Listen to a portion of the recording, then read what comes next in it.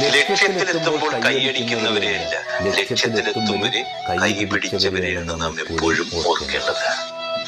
വേനലാണെന്ന് അറിഞ്ഞിട്ടും കൂടെ നിൽക്കുന്ന നമ്മുടെ വസന്തമായി മാറുന്നവർ, അതെത്രയേറെ ആളുകളുണ്ട് നമ്മുടെ കൂടെ എന്നതിലല്ല, അതിൽ നമ്മെ ചേർത്ത് നിർത്തുന്നവരും ഓർത്തു വെക്കുന്നവരും എത്ര ഉണ്ട് എന്നതിലാണ് കാര്യം.